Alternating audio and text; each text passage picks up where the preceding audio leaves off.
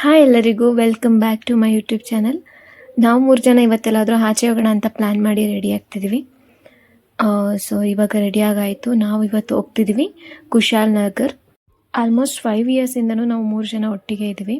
ಬೇರೆ ಯಾರೂ ನಮಗೆ ಫ್ರೆಂಡ್ಸ್ ಆಗಿಲ್ಲ, ಯಾಕೆ ಅಂತಲೂ ನಮಗೆ ಗೊತ್ತಿಲ್ಲ. ಸೊ ಇಲ್ಲಿಂದ ನಾವು ನಿಸರ್ಗಧಾಮ ಹೋಗೋಣ ಅಂತ ಹೇಳ್ಬಿಟ್ಟು ಪ್ಲ್ಯಾನ್ ಮಾಡಿ ಆಟೋ ತೊಗೊಂಡು ಅಲ್ಲಿಗೆ ಹೋಗ್ತಾ ಇದ್ವಿ. ರೋಡಲ್ಲಿ ಹೋಗ್ಬೇಕಿದ್ರೆ ನಮ್ಮಲ್ಲಿ ಈ ಹಿಂದೂ ಸಂಗಮ ಶೋಭಾಯಾತ್ರೆ ಹೋಗ್ತಾಯಿದ್ರು. ಸೊ ನೆಕ್ಸ್ಟ್ ನಾವಿಲ್ಲಿ ರೀಚ್ ಆದ್ವಿ. ನಾವೇನೋ ಎಕ್ಸ್ಪೆಕ್ಟೇಷನ್ ಇಟ್ಕೊಂಡು ಹೋದ್ವಿ, ಇಲ್ಲಿ ನೋಡಿದ್ರೆ ಜನ ಅಂದರೆ ಫುಲ್ಲು ಜನ.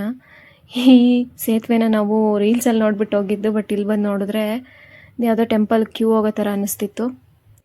ಇಲ್ಲಿ ಎಂಟ್ರಿ ಫೀಸ್ ಬಂದುಬಿಟ್ಟು ಪರ್ ಅಡಲ್ಟ್ಗೆ ವೀಕ್ ಡೇಸಲ್ಲಾದರೆ, ನಾರ್ಮಲ್ ವೀಕ್ ಡೇಸಲ್ಲಾದರೆ 60 ರೂಪೀಸ್ ಚಾರ್ಜಸ್ ಮಾಡ್ತಾರೆ. ಈ ಗೌರ್ಮೆಂಟ್ ಹಾಲಿಡೇಸ್ ಅಥವಾ ವೀಕೆಂಡ್ಸ್ ಆದರೆ 80 ರೂಪೀಸ್ ಚಾರ್ಜ್ ಮಾಡ್ತಾರೆ. ನೆಕ್ಸ್ಟ್ ನಾವು ಹಂಗೆ ಮುಂದೆ ಹೋಗ್ತಿದ್ವಿ. ಎಷ್ಟು ಶೇಕ್ ಆಗ್ತಿತ್ತು ಅಂದರೆ ಈ ಬ್ರಿಡ್ಜು, ತುಂಬ ಅಂದರೆ ತುಂಬ ಜನ ಇದ್ದರು. ಇಲ್ಲಿ ಬೋಟಿಂಗ್ ಕೂಡ ಅವೈಲಬಿಲಿಟಿ ಇದೆ. ನೆಕ್ಸ್ಟ್ ನಮಗಿಲ್ಲಿ ಮೇಯ್ನಾಗಿ ಒಂದು ಕಾಮನ್ ಥಿಂಗ್ ಅನಿಸಿತ್ತು ಅಂತ ಹೇಳಿದ್ರೆ, ಇಲ್ಲಿ ನಮಗೆ ಕನ್ನಡದವ್ರು ಒಬ್ಬರು ಸಿಕ್ಕಿಲ್ಲ. ಎಲ್ಲರೂ ಕೂಡ ಕೇರಳದವರು ಆಗಿದ್ದರು, ಎಲ್ಲರೂ ಮಲಯಾಳಂ ಮಾತಾಡೋರೇ ಆಗಿದ್ದರು. ನೆಕ್ಸ್ಟ್ ನಾವಿವಾಗ ಒಳಗಡೆಗೆ ಎಂಟ್ರಿ ಆದ್ವಿ. ಚೆನ್ನಾಗಿತ್ತು ಒಳಗಡೆ, ಫುಲ್ ಅಂದರೆ ಫುಲ್ ಗ್ರೀನರಿ ಇದೆ. ಒಳಗಡೆ ಎಂಟ್ರಿ ಆದ ತಕ್ಷಣ ನಮಗೆ ಈ ಥರ ಫುಲ್ ಬ್ಯಾಂಬೂಸ್ ಟ್ರೀ ಇದ್ದಾವೆ. ನೆಕ್ಸ್ಟ್ ಅಲ್ಲಿ ಟ್ರೀ ಹೌಸಸ್ ಕೂಡ ಇದ್ದಾವೆ.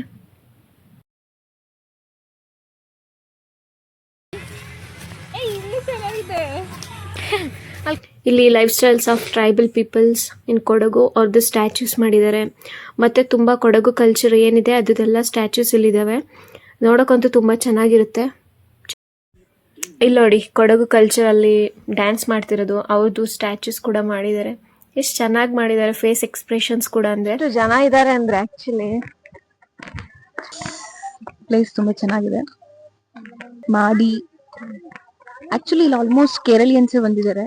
ನಾವು ಕನ್ನಡದವ್ರು ಹುಡುಕ್ತಾ ಇದ್ದೀವಿ, ಬಿಕಾಸ್ ನಮ್ಮ ಕರ್ನಾಟಕದೊಳಗಿದೆ ಇದು. ಅದು ಎಂತ ಮಾಡೋದು, ಬರೀ ಕೇರಳಿಯನ್ಸಿ ಕಾಣಿಸ್ತಿದ್ದಾರೆ. ಕೋಲಾಟನೂ ಒಂದು ಕೊಡಗು ಜನಾಂಗದ ಟ್ರೆಡಿಷನಲ್ ಡ್ಯಾನ್ಸ್.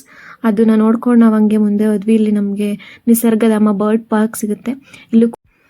ಇಲ್ಲಿ ಕೂಡ ನಮಗೆ ಎಂಟ್ರಿ ಫೀಸ್ ಚಾರ್ಜ್ ಮಾಡ್ತಾರೆ. ಒಳಗಡೆ ಹೋಗಿ ನಾವು ಬರ್ಡ್ಸ್ಗೆ ಫೀಡ್ ಮಾಡ್ಬೋದು, ಆ ಥರ ಆಪ್ಷನ್ ಕೂಡ ಇದೆ. ಬಟ್ ಟೈಮ್ ಆಗಿರೋದ್ರಿಂದ ನಾವು ಅಲ್ಲಿಗೆ ಹೋಗಲಿಲ್ಲ.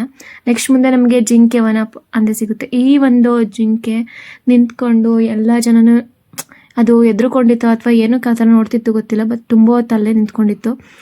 ಅದು ನೋಡ್ಕೊಂಡು ನಾವು ಮುಂದೆ ಹೊರಟ್ವಿ. ನೆಕ್ಸ್ಟ್ ನಮಗೆ ಅಲ್ಲಿ ಹೋಗಿದ್ದಾಗ ಇಷ್ಟ ಆಗಿದ್ದು ಒಂದು ಪ್ಲೇಸ್ ಅಂದರೆ ಇದೊಂದೇ. ಅವಾಗ ನಾವು ಅಂದ್ಕೊಂಡ್ವಿ ಇಲ್ಲಿಗೆ ನಾವು ವೀಕ್ ಡೇಸಲ್ಲಿ ಬರಬೇಕಿತ್ತು ಅಂತ, ಬಿಕಾಸ್ ಚೆನ್ನಾಗಿತ್ತು ಆ ಪ್ಲೇಸು. ನೀರಂದರೆ ಯಾರಿಗೆ ತಾನೇ ಇಷ್ಟ ಇರಲ್ಲ ಹೇಳಿ. ಹಂಗೆ ನಮಗೂ ಕೂಡ ತುಂಬ ಅಂದರೆ ತುಂಬ ಇಷ್ಟ ಆಗೋಯ್ತು. ಸುತ್ತಮುತ್ತ ಇರೋ ಗಿಡಗಳು, ಆ ಮಧ್ಯದಲ್ಲಿ ನೀರು, ಅಲ್ಲಿ ಸಿಗೋ ನೆಮ್ಮದಿನೇ ಬೇರೆ ಇರುತ್ತೆ.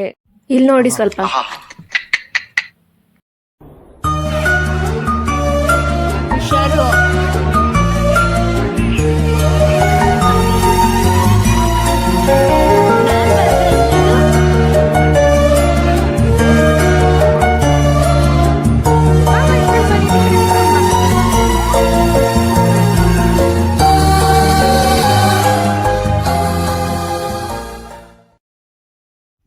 ಪ್ಲೇಸ್ ಎಷ್ಟು ಚೆನ್ನಾಗಿತ್ತು ಅಂದರೆ ಅಲ್ಲಿಂದ ಹೋಗೋಕ್ಕೆ ಮನಸ್ಸಾಗ್ತಿರಲಿಲ್ಲ. ಅಷ್ಟು ಒಂಥರ ಖುಷಿ ಇತ್ತು. ನಮಗಂತೂ ಇನ್ನೂ ಸ್ವಲ್ಪ ಹೊತ್ತು ಇರಬೇಕು ಅನಿಸ್ತಿತ್ತು, ಬಟ್ ಟೈಮ್ ಆಗಿದ್ದು ಒಂದು ರೀಸನಿಂದ ಅಲ್ಲಿಂದ ಹೊರಟ್ಬಿಟ್ವಿ ನಾವು.